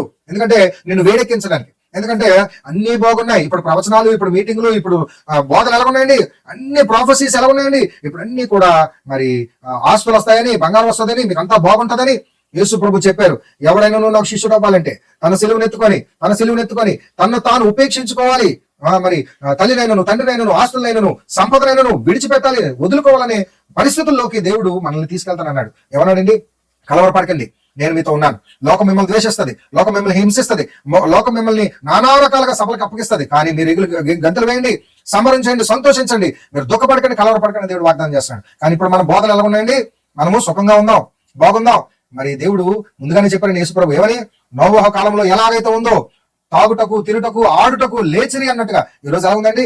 తిందాం, పడుకుందాం, ఎంజాయ్ చేద్దాం, రెచ్చిపోదాం అన్నట్టుగా ప్రపంచ దేశాలు ఉన్నాయి. క్రైస్తవ బోధలు కూడా మారిపోయి మరి దురద చెవులు గల వారు మరి మాటలు వినడానికి అలాంటి బోధలే మరి ప్రాచుర్యంలోకి వస్తున్నాయి. ఈ మంచి మాటలు సరి చేసుకుందాం, సువార్తను ప్రకటిద్దాం. మరి ప్రపంచ దేశాలు మార్చాలంటే ఈ రాజ్యాలన్నిటి వెనకతలు ఉన్న ఆలోచనలు ఏంటంటే జియో పొలిటిక్స్, స్వార్థం, ఆస్తుల కోసం కొట్టుకుంటున్నారు. ఈ ట్రంప్ కానివ్వండి, ఈ ఇజ్రాయేల్ రాజు కానివ్వండి, ఈ యొక్క మరి చనిపోయిన కమేని కానివ్వండి, లేకపోతే గల్ఫ్ కంట్రీస్ అందరూ కూడా దేవునికి ఏం ఫేవరెటిజం కాదండి. మరి ఇప్పుడు అనుకుంటున్నారు అమెరికా ఫేవరెటిజం అని. నో, అమెరికా వెనకాతలు ఉన్న అంతర్గత పొలిటికల్ యుద్ధం కూడా క్రిస్టియానిటీ గురించి కాదు, తన రాజ్యం వర్ధిల్లాలి, క్రీస్తు రాజ్యమే వర్ధిల్లాలి. ప్రతి ఒక్కరు ఆలోచించేది జియో పొలిటిక్సే. మీరు మోసపోకండి, ఈ రాజులు చెప్పే మాటలు మోసపోకండి. క్రీస్తు రాజ్యమే స్థిరపడుతుంది, క్రీస్తు రాజ్యమే శాశ్వతం ఉంటది, క్రీస్తు రాజ్యం ఏంటంటే ప్రేమను చెప్తుంది, క్రీస్తు రాజ్యము యుద్ధాలు రేపదు. సో కాబట్టి జాగ్రత్త గమనించండి, ఇవన్నీ జరగవలసినవే. దేవుడు ఇప్పుడు ట్రంప్ని నియమించుకున్నాడు, మరి నెతన్యాహును నియమించుకున్నాడు, ఈ కమేని నియమించుకున్నాడు. వీళ్ళందరూ ఒక రోజు వెళ్ళిపోతారు, క్రీస్తు రాజ్యమే స్థాపించబడుతుంది. అర్థమవుతుందండి? ఆ రోజు కోరేష్ రాజును వాడుకున్నాడు, ఆ రోజు అహష్వరోషు రాజును వాడుకున్నాడు, ఐగుప్తు రాజును వాడుకున్నాడు, బబులోను రాజును వాడుకున్నాడు, అమెరికా ట్రంప్ను వాడుకుంటున్నాడు, నెతన్యాహును వాడుకుంటున్నాడు, కమేనిని వాడుకుంటున్నాడు. అందరూ దేవుడి కంట్రోల్లోనే ఉన్నారు. క్రీస్తు రాజ్యం నానాటికి ఎదుగుతుంది ఒక రోజుకి. రాజులు చెప్పే మాటలకి మోసపోకండి, మీరు దేవుని మాటలే వినండి, బైబిల్లో మాటలే వినండి. ఈ రాజ్యాలు ఎన్ని కొట్టుకున్నా మీరు కలవరపడకండి, మీరు దేవుని వైపు దృష్టి పెట్టండి. అయితే మన సబ్జెక్ట్కి వచ్చేద్దాం. మళ్ళా మనం ప్రవచనాల గురించి చూస్తున్నాం.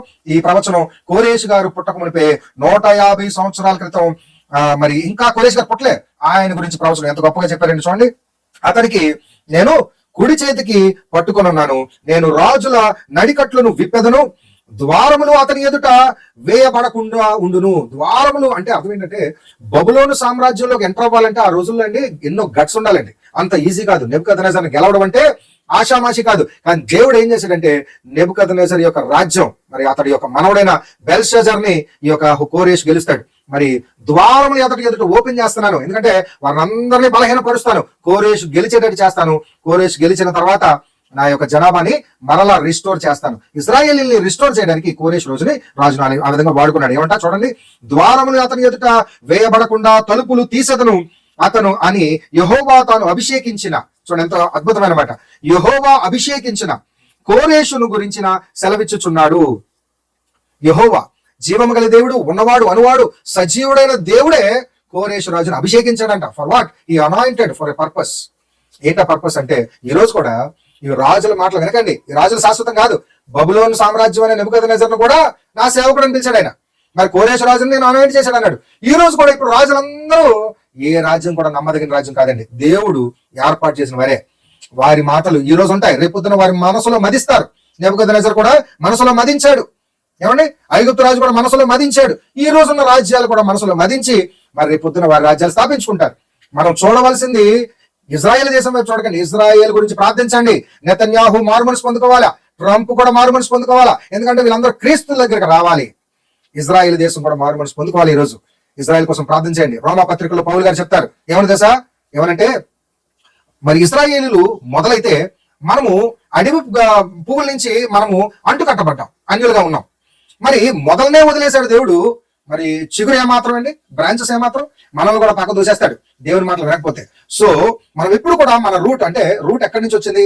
అబ్రహాం నుంచి, మరి ఇస్సాకు నుంచి, యాకోబు నుంచి, తర్వాత ఇజ్రాయేలీలు అని పిలువబడిన యాకోబు వంశం నుంచి, యేసుక్రీస్తు ద్వారా అపోస్తుల నుంచి మనకి రక్షణ వచ్చింది. సో కాబట్టి ఈ రూట్ అంతటిని మనం మర్చిపోకూడదు. సో కాబట్టి ఇజ్రాయేలీల గురించి ప్రార్థన చేయండి. మన రూట్ అంటే మొదల గురించి ప్రార్థన చేయండి. మొదలు రక్షణ పొందుకోవాలి. మొదలేమో ఇది ఇప్పుడు ఏదో గొప్ప దేశం అనుకోకండి. They are not fighting for Jesus. మీరు గమనించండి, వారు స్వార్థం కోసమే వారు మరి ఇంకా పోరాడుతున్నారు, భూభాగాన్ని గెలుచుకోవడం కోసం. ఇవన్నీ జియో పొలిటిక్స్ అండి. వారు క్రీస్తు కోసం పోరాడట్లేదు. మీరు ప్రార్థించండి, క్రీస్తు కొరకు మారు మనసు పొందాలని ప్రార్థించండి. యూదులు కూడా మారు మనసు పొందాలి, వారు రక్షణ పొందుకోవాలి.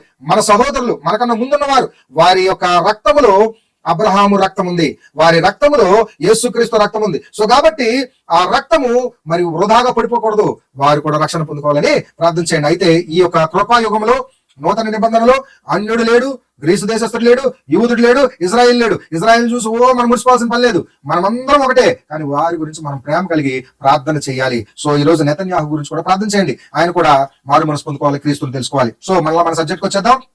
పారసిక రాజైన కోరేషు గారు అతనిని 150 సంవత్సరాలకు ముందే మరి యెషయా ప్రవక్త అతనికి ప్రవచనం చెప్పినట్టుగా మనకు ఉంటది. తర్వాత రెండవ ప్రవక్త, ఈ పారసిక రాజుల గురించి చెప్పిన రెండవ ప్రవక్త, ఆయన పేరు ఇర్మియా ప్రవక్త. ఈ ఇర్మియా ప్రవక్త గారు బబులోను సామ్రాజ్యం రాక మునుపు జస్ట్ ఎట్ ద ఎడ్జ్ ఇర్మియా గారు ఉన్నారండి. ఆయన ముందే చెప్తారు ఇజ్రాయిలీలకి, ఆయనలారా మీరు లోబడండి, వెళ్ళిపోండి, బతుకుంటే ఏదో మరి సామెత ఉంటుంది కదా, బతుకుంటే బట్టని అమ్ముకొని తిరగచ్చని. అలా ఇజ్రాయిల్ అందరూ అంటారు, బతుకుంటే మీరు అక్కడ ఏదైనా చేసుకోవచ్చురా బాబు, దేవుడు మరలా మిమ్మల్ని విడుదల చేస్తాడు. ఇప్పుడు దేవుడు ఆ నెబుకద్నెజర్ని పంపిస్తున్నాడు, మీరు లోబడండి అని చెప్తే ఇర్మియా ప్రవక్త మాట వెళ్ళదు. వీళ్ళెవరు ఇర్మియా ప్రవక్తని ఆ గోతులు పడేస్తారు, నూతులో మరి భయంకరమైన పరిస్థితులు హింస పెడతారు. మిగతా ప్రవక్తలందరూ దొంగ ప్రవక్తలందరూ మాటలు వింటాడు, కానీ మరి ఇర్మియా ప్రవక్త మాటలు ఎవరు వినరు. అయితే ఆ ఇర్మియా ప్రవక్త ఈ యొక్క చాలా సంవత్సరాల తర్వాత ఏమండి ఈ బబులోను రాజ్యం రావటం, బబులోను రాజ్యం వెళ్ళిపోవటం, మరి వెళ్ళడానికి కారణమైన ఈ యొక్క కోరేషు రాజ్యం గురించి, మరి పారసిక రాజ్యం గురించి అతను చెప్పిన ప్రవచనాలు మనం చూద్దాం. ఇర్మియా గ్రంథం 51వ అధ్యాయము 28వ వచనం.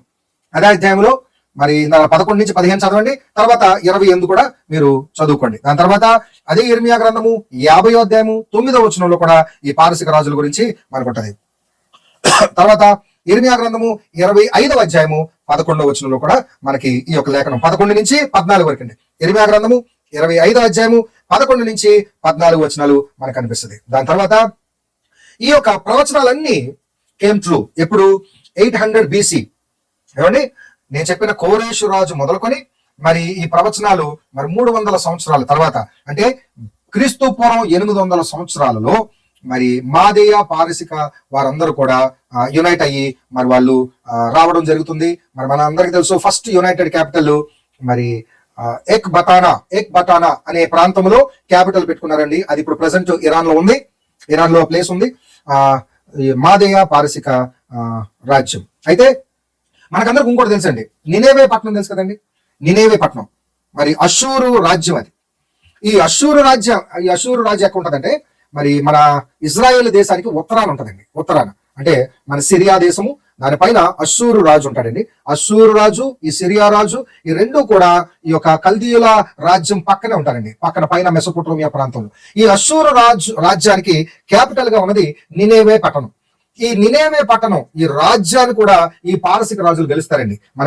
మనకి గమనిస్తే చరిత్ర చదివితే తెలుస్తుందండి.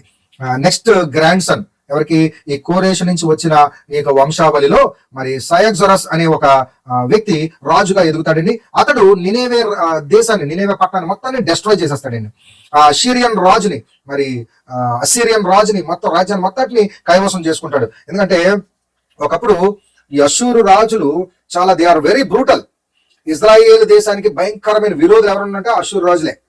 వారిని మారు మనసు పొందడానికి దేవుడు మనకందరికీ తెలుసు మరి యోనా ప్రవక్తను పంపిస్తారు. మీరు మారు మనసు పొందితే మిమ్మల్ని మరలా రిస్టోర్ చేస్తానన్నప్పుడు వారందరూ మారు మనసు పొందినట్లుగా మనకి యోనా ప్రవక్త చెప్పినట్లుగా మనకందరికీ తెలుసు. ఆ చరిత్ర మనం చదువుతాం. అయితే ఎగ్జాంపుల్ చెప్తాను, ఎక్కడెక్కడ వీరు గెలిచారు, ఎక్కడెక్కడ వీరు పొందుకుంటూ వచ్చారు. ఇప్పుడు మన సబ్జెక్ట్ ఎక్కడ ఉన్నామంటే ఈ యొక్క పారసిక రాజ్యాన్ని దేవుడు రిస్టోర్ చేస్తానని ఆఖరిలో చెప్పాడు. ఈ యొక్క రిస్టోర్ చేస్తానన్న వాగ్దానం దేనికి సాదృశ్యం? ఈ ప్రెసెంట్ డేస్ లో మనం దాన్ని పోల్చి చూసుకోవాలి. ఓకే, నెక్స్ట్ కమింగ్ మనము 3వ ప్రవక్త దానియేలు గారు చెప్పిన ప్రవచనాల గురించి మనం చూస్తాం, చదువుదాం, రాసుకోండి. దానియేలు గ్రంథము 2వ అధ్యాయం 32వ వచనంలో ఆ యొక్క విగ్రహాల్లో ఉన్న ఒక లోహమును వివరించి దానియేలు గారు చెప్తారు. మీకన్నా చిన్న రాజ్యమైన ఒక రాజ్యం వస్తుంది. ఆ రోజు పేర్లు చెప్పలేదు కానీ ఒక చిన్న రాజ్యం వస్తుందని దానియేలు గారు చెప్తారు. తర్వాత 39వ వచనంలో, అదే 2వ అధ్యాయం 39వ వచనంలో నెబుకద్నెజర్కి దానియేలు గారు చెప్పినట్లుగా తాము చనిపోయిన తర్వాత తమ రాజ్యము కంటే తక్కువైన రాజ్యం ఒకటి లేచును, అటు తర్వాత లోకమంతా ఏలునట్టి 3వ రాజ్యము ఒకటి లేచును, అది ఇత్తడి వంటిది అని మనకందరికి ఆ యొక్క నెక్స్ట్ రాజ్యాల గురించి తెలుసు కదండి. ఆ లోహాల్లో 4 రాజ్యాలు. మొదటిది శిరస్సు బంగారంతో ఉన్నది బబులోను సామ్రాజ్యం. తర్వాత భుజాలు వెండి, అది దేనికి సాదృశ్యం అంటే ఈ మాదేయ పారసిక రాజ్యం. తర్వాత వచ్చిన ఇత్తడి రాజ్యం మనకందరికి తెలుసు గ్రీకు సామ్రాజ్యం. మనకందరికి తెలుసు ప్రపంచాన్నంతటిని గెలిచాడు, అలెగ్జాండర్ ది గ్రేట్ అని పిలుచుకుంటాడు, అలెగ్జాండర్ ద ఎంపరర్. అతను భారతదేశం నుంచి ఇథియోపియా వరకు మొత్తం ప్రపంచ దేశం అంతా చుట్టబెట్టేశాడు ఆయన. ప్రపంచ దేశాలన్నిటినీ గెలిచిన గ్రీకు సామ్రాజ్యం రాజు మరి మరి ఆ రాజ్యం కూడా వస్తది. దాని తర్వాత వచ్చే పాదాల్లో ఇనుము అనే రాజ్యం, ఆ రాజ్యం పేరు రోమా సామ్రాజ్యం. క్రీస్తు సమయంలో, క్రీస్తు కన్నా ముందు వచ్చిన రోమా సామ్రాజ్యం. ఈ 4 రాజ్యాల గురించి అక్కడ ఉన్నాయండి. దాని తర్వాత దానియేలు ప్రాఫెసీ మనము చూస్తున్నాం. 5వ అధ్యాయము 26 నుంచి 28 వరకు ఈ యొక్క బబులోను సామ్రాజ్యం పడిపోవడానికి గల కారణం ఏంటో అక్కడ వివరిస్తాడు. దాని తర్వాత మనకి దానియేలు గ్రంథము 7వ అధ్యాయము మరి 5వ వచనం, ఇందాకలా ప్రవచనం చెప్పాను, ఆ యొక్క దర్శనం చూస్తాడు దానియేలు గారు ఒక ఎలుగుబంటి గురించి. దాని తర్వాత 2వ దర్శనము దానియేలు గ్రంథము 8వ అధ్యాయము 20వ వచనం మనం చూస్తాం. ఈ విధంగా మనమందరము ఆ యొక్క రాజ్యం యొక్క చరిత్ర తెలుసుకుంటున్నాం.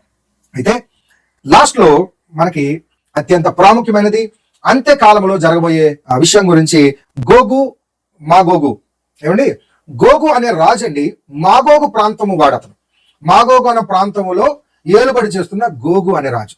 ఈ మాగోగు గురించి ఆది కాండంలోనే ఉన్నాడు. ఈ మాగోగు ఎవరు అంటే ఏ వంశం నుంచి వచ్చాడంటే మరి యాఫేతు వంశం నుంచి వచ్చాడు. ఈ మాగోగు అనే ప్రాంతం ఎక్కడుందంటే చూడండి, ఆది కాండం 10వ అధ్యాయం 2వ వచనం. యాఫేతు కుమారులు గోమేరు, తర్వాత మాగోగు, మాదేయ. ఇందాక మాదేయ అని చెప్పుకున్నాం కదా, మిడై అంటే మీడియనైట్స్. ఏమండి, ఈ యొక్క యాఫేతు కుమారుల్లో ఒకడు ఈ మాగోగు. ఈ మాగోగు అనే వ్యక్తి నుంచి మాగోగు అనే ప్రాంతం వచ్చిందండి. ఏమండి, మాగోగు అనే వ్యక్తి నుంచి మాగోగు అనే ప్రాంతం వచ్చింది. ఈ మాగోగు ప్రాంతంలో గోగు అనే రాజు పరిపాలించాడు. సో కాబట్టి ఈ రాజు దేనికి సాదృశ్యం అంటే ఇప్పుడు ఎండ్ డేస్ లో క్రీస్తు విరోధికి సాదృశ్యం అండి. క్రీస్తు విరోధి, క్రీస్తు సామ్రాజ్యాన్ని అడ్డగిస్తున్నప్పుడు, దేవుని ప్రజలను మరి దండెత్తుతున్నప్పుడు దేవుడు మరలా చెప్తున్నాడు, ఏమని, నీ ముక్కుకు కళ్ళెం వేసి వెనక్కి పంపిస్తాను నిన్నని అపవాది గురించి మాట్లాడుతున్నాడు. సో కాబట్టి గమనించండి, మనమందరం కూడా ప్రార్థన చేద్దాం. కలవరపడకండి. ప్రభు ఆయన హీఈస్ స్టేబుల్. ఆయన స్టేబుల్ గా ఉన్నారు. దేవుడు కంట్రోల్ చేస్తాడు అన్నిటినీ. అందరూ కంట్రోల్లోకి వచ్చేస్తారు. మన చిన్న జీవితంలో కూడా కంట్రోల్ తక్కువ ఉన్నామా, కంట్రోల్ చేస్తాడు దేవుడు. ఈ గోగు అనే రాజు ఎవరంటే ఇప్పుడు పిలుస్తున్న సోకాల్డ్ ఇరాన్ దేశంలో ఉన్న పారసిక రాజు. ఈ పారసిక రాజు కాలక్రమేణా ఇజ్రాయేలీలు అప్పుడే సెటిల్ అవుతారండి. ఇప్పుడు చూడండి, జాగ్రత్తగా గమనించండి. దేవుడు కోరేషును ఎంచుకున్నారు, అహశ్వరేషును, దర్యావేషు, అహశ్వరేషు తర్వాత అర్తహషస్త. ఈ యొక్క రాజుల తర్వాత వారు విడుదల పొందుకొని ఇజ్రాయెల్ దేశం తిరిగి వచ్చారు. చక్కగా వారి మందిరం కట్టుకున్నారు, 2వ మందిరం. తర్వాత వారి ప్రాకారములు కట్టుకున్నారు, దేశం స్థిరపడింది, సెటిల్ అయ్యారు. అప్పుడప్పుడే సెటిల్ అవుతుంటే ఈ గోగు మాగోగు అనే రాజు తండెత్తి ఇజ్రాయేలీల మీదకి వస్తాడు. వచ్చినప్పుడు ఈ గోగు అనే రాజుకి ప్రవచనం చెప్పు అని 4వ ప్రవక్త యెహెజ్కేలు ప్రవక్త అండి. ఏమండి, యెహెజ్కేలు గ్రంథం 38వ అధ్యాయము 39వ అధ్యాయంలో మనకి రాయబడిన సంగతులు నేను చదువుతాను. యెహెజ్కేలు గ్రంథం 38వ అధ్యాయం 23వ వచనం. నేను యెహోవానై ఉన్నానని అన్యజనులు అనేకులు తెలుసుకున్నట్లు నేను ఘనత వహించి నన్ను పరిశుద్ధపరుచుకుని వారి ఎదుట నన్ను తెలియపరుచుకుందును అని దేవుని గురించి చెప్పుకుంటున్నారండి. I will manifest. నేను గనుడైన దేవుడినని, నేను మరి ఘనత వహించిన దేవుడినని, ఈ యొక్క రాజులందరినీ పరిపాలించి నడిపించిన దేవుడినని నువ్వు తెలుసుకుంటావు. ఒకరోజు ప్రపంచ దేశంలో ప్రజలందరూ తెలుసుకుంటారు. ఈ యొక్క యుద్ధం ఈ గోగుకి వార్నింగ్ ఇస్తున్నాడు యెహెజ్కేలు ప్రవక్త ద్వారా. అప్పుడే యెహెజ్కేలు గ్రంథం 37వ అధ్యాయం, యెహెజ్కేలు గ్రంథం 37వ అధ్యాయంలో ఎండిపోయిన ఎముకలతో నిండిన ఒక మరి వ్యాలీ మనం చూస్తాం. మరి ఆ వ్యాలీలో ఎండిపోయిన ఎముకలు, సైనికుల యొక్క ఎండిపోయిన ఎముకలు అన్ని కనిపిస్తాయి. వాటన్నింటినీ దేవుడు మరలా రిస్టోర్ చేసి వారి చర్మము ప్రాణం అంతా వచ్చి మరలా కదలాడి సైన్యంగా తయారైంది. అంటే ఇజ్రాయెల్ దేశం అంతా మేము పాడైపోయాం, ఇంకా మాకు ఎటువంటి పరిస్థితులు లేవు, మాకు ఇంకా వేరే మార్గం లేదు, మేము ప్రపంచ దేశంలో నలిగిన వారమే, మా జీవితాలు ఎండిపోయాయి అనుకుంటున్న సమయంలో దేవుడు మరలా వాగ్దానం ఇస్తున్నాడు. ఏమని? ఎండిపోయిన జీవితాలని బ్రతికిస్తాను. ఆమేన్. ఎండిపోయిన జీవితాలని మళ్ళీ బ్రతికిస్తాను అంటున్నాడు. సో ఆ వాగ్దానం ఇజ్రాయెల్ జీవితంలో నెరవేరింది. యేసుక్రీస్తు రావడం జరిగింది. అయితే ఈ ఎండిపోయిన ఉన్న వారు, బలహీనులుగా ఉన్న వారి మీద ఈ బలవంతుడు వచ్చి పడిపోతున్నాడు. ఎవరితను? ఇతడు కూడా పారసిక రాజు. ఏమండి, మొదట కాపాడడానికి వచ్చారు, అదే రాజ్యం నుంచి మరలా దండెత్తి యుద్ధం చేయడానికి వచ్చారు. అతని పేరే గోగు అనే రాజు. అయితే ఆ గోగుకు దేవుడు వార్నింగ్ ఇప్పిస్తాడు యెహెజ్కేలు గ్రంథంలో ఈ అధ్యాయాలు చదివిస్తే. ఏమనంటే 38వ అధ్యాయము 39వ అధ్యాయం.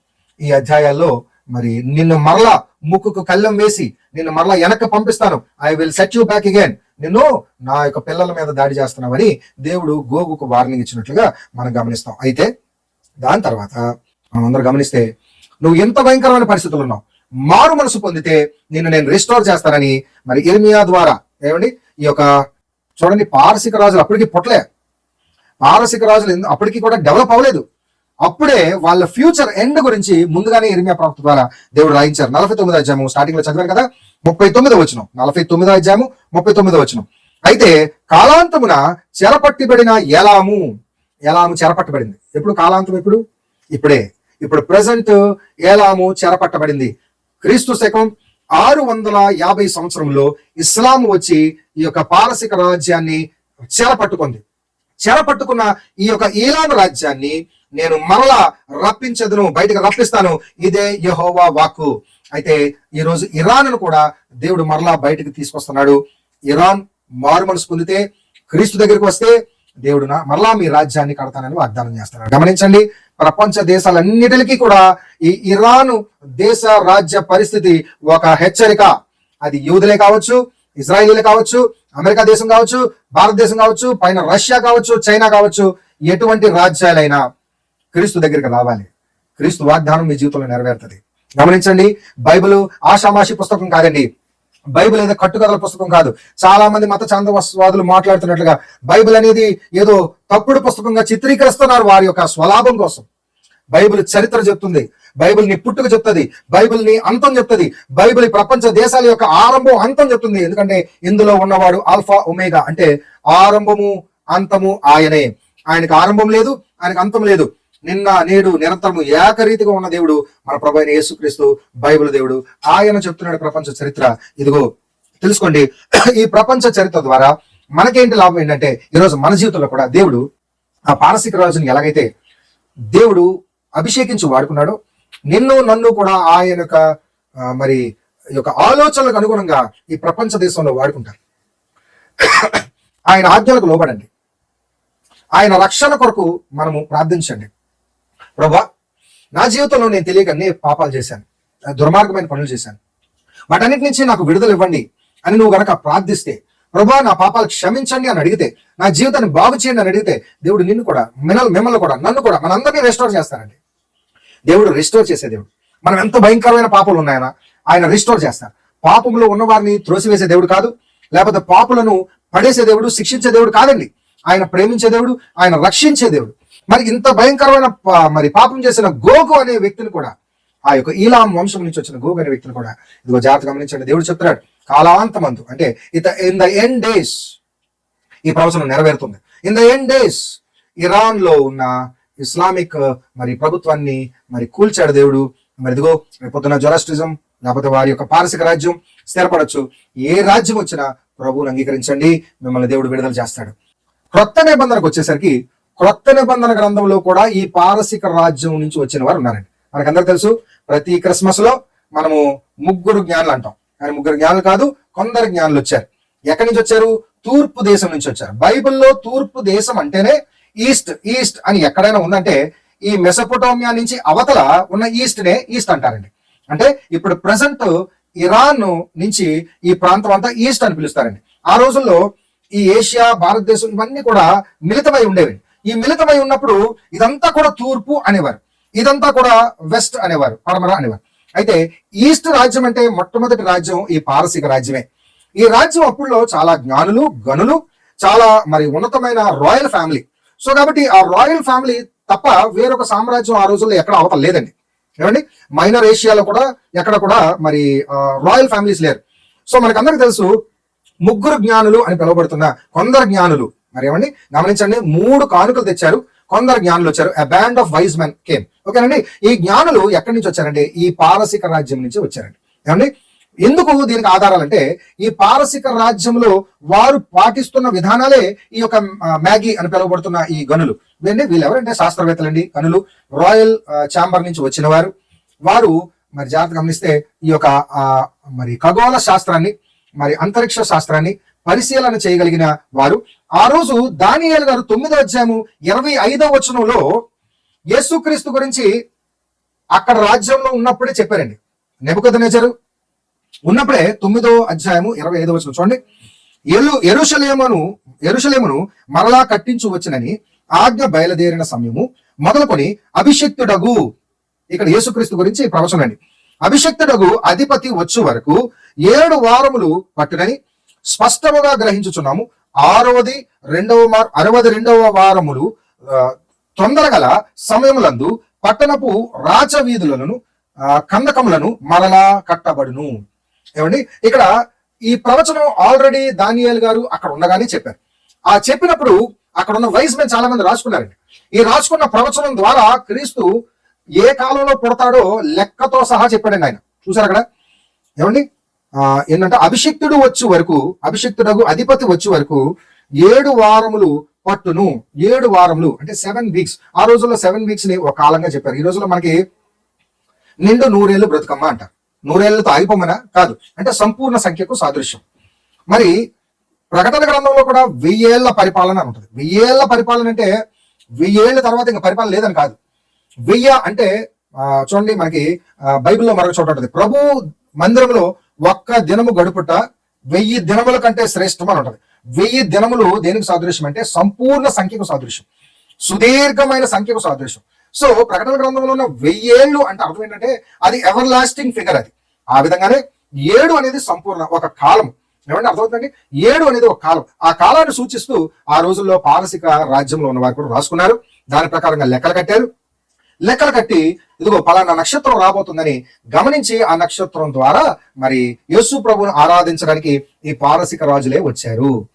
ఈ రోజు మనం ఈ ఇరాన్ దేశంలో ఎంత గందరగోళం ఉందండి. ఆ దేశం నుంచి వచ్చిన వారే, మరి ఆ దేశం నుంచే ఈ పారసిక రాజ్యం నుంచి వచ్చిన వారే. మరి దాని తర్వాత యేసు ప్రభు పుట్టిన తర్వాత కూడా, యేసు ప్రభు పుట్టి బోధ చేస్తున్న కాలంలో కూడా మరి కొందరు జ్ఞానులు వచ్చారంట. వచ్చి నిన్ను కలవాలనుకుంటున్నావయ్యా అన్నప్పుడు యేసు ప్రభు అన్నారు, నా సమయం ఇంకా రాలేదు, ఇప్పుడు నన్ను చూస్తే నీకేమో దొరుకుతుంది జ్ఞానం, నా తర్వాత చూడు అని. అంటే అర్థం అంటే దేనికి సాదృశ్యం అంటే ఒక మాట అంటారు, గోధుమ గింజ నాటబడితేనే తప్ప, చనిపోయి నాటబడి విత్తబడితేనే తప్ప ఆ పంట రాదు. ఆ పంట నుంచి వచ్చే ఫలము నువ్వు చూస్తే అప్పుడు నా యొక్క గొప్పతనం ఏంటో నీకు అర్థమవుతుందని యేసు ప్రభు ఆ యొక్క వచ్చిన వారి గురించి చెప్తారు. ఆ వచ్చిన వారు కూడా ఈ పారసిక దేశం నుంచి వచ్చిన వారండి. సో ఈ పారసిక రాజ్యంలో ఉన్న వారు కూడా దేవుని జ్ఞానాన్ని వెతుకుతున్నారు. అయితే ఇలాగ మనం గమనిస్తూ వస్తుంటే, అయితే ఇప్పుడున్న రాజ్యాలని జియో పొలిటికల్ వార్స్, మనం ఆలోచించవలసిన విషయాలు ఏంటంటే, మన యొక్క క్రీస్తు రాజ్యము మరి ప్రేమించే రాజ్యము, క్రీస్తు రాజ్యము మనల్ని క్షమిస్తారు, క్రీస్తు రాజ్యము మనల్ని రక్షణలోకి నడిపిస్తారు. కాబట్టి క్రీస్తు దగ్గరకు వద్దాం, ప్రభు మనల్ని రక్షించును గాక. ఆ విధంగా మనందరికీ తెలుసు, అంత్య దినాల్లో అన్ని రాజ్యాలు తిరిగి దేవుని దగ్గరికి వస్తాయని ప్రవచనాలు ఉన్నాయి. ఆ ప్రవచనాలు ఒకసారి పరిశోధన చేద్దాం. మరి జకర్యా గ్రంథము మరి 8వ అధ్యాయము 22వ వచనం నుంచి 23 వరకు, అనేక జనములు, బలము గల జనములు యెరూషలేములో సైన్యములకు అధిపతి యెహోవాను వెదుకుటకును యెహోవాను శాంతిపరచుటకును వత్తురు. They will come to the lord. ఒక దినం ఉంది, ప్రతి ఒక్కరు వస్తారు, ప్రతి ఒక్కరు ప్రభు దగ్గరకు వస్తారు. ఇదిగో ఇదంతా కాలక్రమేణా జరుగుతుంది.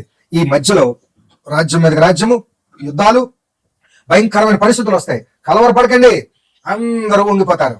ఇప్పుడు సోకాల్డ్ అమెరికా రాజ్యం వంగిపోద్ది, మరి యూదుల రాజ్యమైన ఇజ్రాయెల్ రాజ్యం వంగిపోద్ది, మరి పారసిక రాజులు వంగిపోతారు, మరి ఇస్లాం రాజులు వంగిపోతారు, మరి ప్రపంచ దేశంలో రాజ్యాలని, మన భారతదేశం కూడా ఆఖరికి ఒక దినం రాబోతుంది. ప్రభు రాకడ సమయంలో ప్రతి నాలుక ఆయనను ఒప్పుకొనును, ప్రతి కనులు ఆయనను చూచును, ప్రతి మోకాళ్ళు ఆయన ఎదుట వంగను అని లేఖను ప్రవచనం నెరవేరబోతుంది. అయితే నువ్వు వంగను, నేను లొంగను, నా ఇష్టానుసారంగా ఉంటాను అంటావా, తీర్పులోకి వచ్చేస్తావు, జాగ్రత్త. తీర్పు దినానికి నువ్వు భయంకరమైన పరిస్థితులకు వెళ్ళిపోతావు, జాగ్రత్త.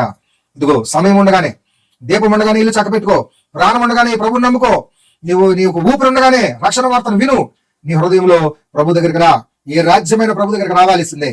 లేఖనం చెప్తుంది, మరలా చదువుతాను, జకర్యా గ్రంథము 8వ అధ్యాయము 22వ వచనం, అనేక జనములు, బలము గల జనములు యెరూషలేములో సైన్యములకు అధిపతి యెహోవాను వెదుకుటకును యెహోవాను శాంతిపరచుటకు వత్తురు. మరలా వస్తారు. అయితే 23వ వచనం, సైన్యములకు అధిపతి యెహోవా సెలవిచ్చుతున్నది ఏమనగా, ఆ దినములలో ఆయా భాషలో మాట్లాడు అన్య జనులలో మరి 10 మంది ఒక యూదుని కొంగు పట్టుకొని, దేవుడు మీకు తోడుగా ఉన్నాడనే సంగతి మాకు వినబడినది కనుక మేము మీతో కూడా వత్తుమని చెప్పుదురు. ఇదిగో రక్షణ సువార్త కోసం పరుగులెత్తి వస్తారు. ఒకరోజు ప్రతి ఒక్కరు వస్తారు. ఈ ప్రవచనాలు ఈ ఎండ్ డేస్ లో అందరూ అన్ని రాజ్యాలు దేవుని వైపు వస్తాయన్న ప్రవచనాలు రెఫరెన్స్ మీకు చెప్తానని రాసుకోండి. జకర్యా గ్రంథము 14వ అధ్యాయం 16వ వచనం, అలాగే మీకా గ్రంథంలో దేవుడు ముందుగా రాయించి పెట్టారు. మీకా గ్రంథము 4వ అధ్యాయము 1వ వచనం నుంచి 4వ వచనాల వరకు మనకి అక్కడ ఎండ్ డేస్ గురించి ప్రవచనం చెప్పబడింది. సో కాబట్టి మరి ప్రియ సహోదరులారా గమనించండి, మనమందరము ప్రభు దగ్గరికి రావాలి. కాలం ఉండగానే వచ్చేయండి, రేపు ఎలా ఉంటుందో తెలియదు. ఏమంటే దేవుడు అంతము వెంటనే రాలేదు అంటే ప్రపంచాంతం వెంటనే రాదన్నాడు. కానీ మన అంతం ఎప్పుడు వస్తుందో తెలియదు కదా, మనం ఎప్పుడు చనిపోతామో తెలియదు కదా, ప్రపంచం ఎప్పుడు ఎండ్ అవుతుందో దాని సంగతి తెలియండి. రేపు మనకు ఉందో లేదో గ్యారెంటీ లేదు. సో మన ఊపిరి ఉండగానే ప్రభు దగ్గరికి వద్దాం. అది నువ్వైనా, నేనైనా, పారసిక రాజు అయినా, ఇరాన్ రాజ్యమైనా, మరి ఇజ్రాయేల్ దేశమైనా, అమెరికా దేశమైనా, భారతదేశమైనా ప్రతి ఒక్కరూ ప్రభు దగ్గరికి రావాల్సిందే. ఎందుకంటే సృష్టికర్త చరిత్రను చెప్తున్నాడు ఈ బైబిల్ గ్రంథం నుంచి. ఆయన ఉన్నవాడు అనువాడు, ఆయనకు ఆరంభం లేదు అంతము లేదు, ఉన్నవాడు అనువాడు పలుకుతున్న ఈ బైబిల్ మాటలు మీరు నమ్మండి, బైబిల్ చదవండి, మీరు దేవుని దీవెనలు పొందుకోండి, ప్రభు దగ్గరికి రండి, ప్రభు మీకు రక్షణిస్తారు. ఆ విధంగా ఇప్పుడున్న పరిస్థితుల్లో మనం ప్రార్థన చేయాలి. మిడిల్ ఈస్టర్న్ కంట్రీస్ గురించి, దేశాల యొక్క శాంతి గురించి, మధ్యలో నలిగిపోతున్న అభాగ్యుల గురించి అనేక మంది సామాన్య ప్రజలు నలిగిపోతున్నారు. మనమైతే బాగున్నాం భారతదేశంలో, కానీ ఇతర దేశాల్లో మిడిల్ ఈస్టర్న్ కంట్రీస్ అంతా భయంకరమైన పరిస్థితులు ఉన్నాయి. బాంబుల దాడుల మధ్యలో పసిపిల్లలు చనిపోతున్నారు, స్త్రీలు చనిపోతున్నారు, వృద్ధులు చనిపోతున్నారు. వారి గురించి ప్రార్థన చేయండి. సో కాబట్టి ఆయన పాదాలు పట్టి అడుగుదాం, మన జీవితాలు సరి చేసుకుందాం, యేసు ప్రభు నమ్ముకుందాం, రక్షణ పొందుకుందాం. మీ అందరూ కూడా మరి ప్రార్థన తెలియకపోతే ఏమి ప్రార్థన చెప్పవలసిన లేదండి. 2 మాటలు, ప్రభువా నన్ను క్షమించు, నా పాపాలు కడగండి, నన్ను మీ రాజ్యంలో చేర్చుకోండి అని 2 మాటలు చెప్పండి. యేసుక్రీస్తు నామంలో రక్షణ పొందుకోండి, బాప్తిసం పొందుకోండి, దేవుడు మీకు రక్షణ ఇస్తారు. ఇదిగో రాబోయే కాలం ఎప్పుడు వస్తుందో తెలియదు, అంతము ప్రభు రాకడ ఎప్పుడు వస్తుందో తెలియదు, సడన్ గా రాబోతుంది. సో కాబట్టి కాలం మన చేతిలో లేదు కనుక రక్షణ అనుభవం ఉన్నప్పుడే, ప్రాణాలు ఉన్నప్పుడే, మన ఇంట్లో దీపం ఉన్నప్పుడే మన ఇల్లుని చక్కబెట్టుకుందాం, మీ కుటుంబాలని కట్టుకోండి. దేవుడు మిమ్మల్ని దీవించును గాక. అలాగే మరి అభాగ్యులైన గల్ఫ్ కంట్రీస్ లో ఉన్న చాలా మంది చనిపోయిన వారందరి కుటుంబాలకి దేవుడు ఓదార్పిచ్చును గాక. దేవుడు మనల్ని, మన కుటుంబాన్ని దీవించును గాక. దేవుడి మాటలన్నీ దీవించి ఆస్వాదించి ఈ వర్తమానం ద్వారా మీరు ఒక సువార్త తెలుసుకున్నారు. మన జీవితంలో ఎంత భయంకరమైన పరిస్థితులు ఉన్నా దేవుడు రిస్టోర్ చేసే దేవుడు, రిస్టోర్ చేస్తారు. అలాగే రాజ్యాలన్నింటికి కూడా ఒక హెచ్చరిక, మీరు మారు మనసు పొంది క్రీస్తు దగ్గరికి వస్తే మిమ్మల్ని అందరినీ కూడా రెస్టోర్ చేస్తారు. మరి ఇరాన్ దేశం అని పిలువబడుతున్న పారసిక దేశాన్ని ఇలామైట్స్ అంటే ఇలాం వంశస్థులను కూడా రిస్టోర్ చేస్తానని దేవుడు వాగ్దానం చేశాడు. అది ఖచ్చితంగా నెరవేరుతుంది రాబోయే కాలంలో. మనం చూడబోతాం, చూడండి, అబ్జర్వ్ చేయండి. సో కాబట్టి బైబిల్ చరిత్ర పుస్తకం, నిజమైన చరిత్ర పుస్తకం, నిజమైన దేవుడు సృష్టికర్త రచించిన పుస్తకం. సో కాబట్టి ఇందులో ఉన్న పరిశుద్ధ లేఖనాలను మీరు అందరూ ధ్యానించండి. దీన్ని ఏదో తప్పుడు పుస్తకంగా చాలా మంది చిత్రీకరిస్తున్నారు, గమనించండి. ఇది దేవుని యొక్క పరిశుద్ధ మాటలు ఇవి. ఆ మాటలను మీరు ధ్యానించండి, మీరు చదవండి, నమ్మండి, ప్రభు దగ్గరికి చేరండి. మిమ్మల్ని అందరినీ దేవుడు దీవించును గాక. God bless you. చిన్న ప్రార్థన చేసుకుందాం. పరిశుద్ధమైన తండ్రి, మీకు వందనాలైనా. మరి ఇదిగో భయంకరమైన పరిస్థితుల్లో ఉన్నాం. మరి మిడిల్ ఈస్టర్న్ కంట్రీస్, అలాగే ఇరాన్ లో కూడా, అలాగే ఇజ్రాయెల్లో కూడా మరి ప్రతిరోజు కూడా వాతావరణ పరిస్థితులన్నీ యుద్ధ వాతావరణంలో ఉన్నాయి తండ్రి. మీకు అందరికీ నాయన ప్రభా, మా అందరికీ కూడా ఆ యొక్క మరి రాబోయే రోజుల్లో ఈ యొక్క యుద్ధాలు పెరుగుతూ మా దేశం కూడా రావచ్చు నాయన ప్రభా. మరి దేశం మీదకి దేశం మరి బాంబులు పడొచ్చని నాయన ప్రభా మీరు ముందుగానే చెప్పారు, యుద్ధాలు జరుగుతాయని చెప్పారు నాయన ప్రభా. వాటి నుంచి మమ్మల్ని తప్పించే దేవుడు నీవే. బ్రతికించండి. మరి ప్రస్తుత పరిస్థితుల్లో ఎంతమంది అయితే చనిపోయారో ఆ కుటుంబాలన్నింటికి రక్షణ మీరు దయచేయండి నాయన. ఈ వర్తమానం విన్న వారందరికీ రక్షణ దయచేయండి. మరి సామ్రాజ్యాలు పరిపాలిస్తున్న అధినేతలకు రక్షణ దయచేయండి. మరి అమెరికా దేశము, ఇజ్రాయెల్ దేశము, మరి అలాగే middle eastern countries, Islamic countries, అలాగే మరి పారసిక రాజ్యము, రష్యా, అలాగే చైనా, భారతదేశం, ఈ రాజ్యాలు నేను ప్రభా యుద్ధ వాతావరణం ఉంటుండగా వారందరికీ మారు మనసు కలిగించండి తండ్రి. మరి ఈ వర్తమానం విన్న చిన్న చిన్న కుటుంబాలుగా ఉన్న మేము కూడా మా జీవితంలో కూడా మారు మనసు పొందితే మమ్మల్ని మరలా రిస్టోర్ చేస్తానన్న వాగ్దానంతో ఈ యొక్క వర్తమానము మేము నాయన ప్రభా నమ్ముతున్నాం. విన్న వారందరూ కూడా ఎంతమంది అయితే స్పందించి మీకు ప్రార్థిస్తారో ప్రతి ఒక్కరిని మీరు రక్షించే దేవుడు అని తెలుసుకునే హృదయం వారందరికీ దయచేయమని, మహిమాఘనత ప్రభావములు ఇదిగో చరిత్ర ఆది నుంచి అంతము వరకు మహిమ మీకు ఒక్కరికే చెల్లిస్తూ యేసుక్రీస్తు నామములో ప్రార్థన అడిగి వేడుకుంటున్నాం తండ్రి. ఆమేన్, ఆమేన్, ఆమేన్. గాడ్ బ్లెస్ యు అండి. Praise the Lord. మరి ఈ లెంట్ డేస్ లో మరి ప్రతిరోజు జరుగుతున్న బైబిల్ అధ్యయనంలో మరి ఆది కాండం నుంచి మరి మరి యెహోషువ గ్రంథం వరకు మరి 40 రోజులు పూర్తి చేస్తున్నాం. మరి రేపటి దినం నుంచి ఈ రోజు నుంచి మరి లేవియా ఖండాన్ని ధ్యానిస్తున్నాం. కాబట్టి ప్రతిరోజు మీకు వస్తున్న వీడియోస్ ని దయచేసి షేర్ చేయండి. ఈ వర్తమానం మీకు ఆశీర్వాదకరంగా అనిపిస్తే 10 మందికి షేర్ చేయండి. షేర్ చేయడం వల్ల జీవాన్ని షేర్ చేస్తారు, ఒకరికి సువార్త చెప్తారు. God bless you. Be in the ministry of God. God bless you all. Thank you.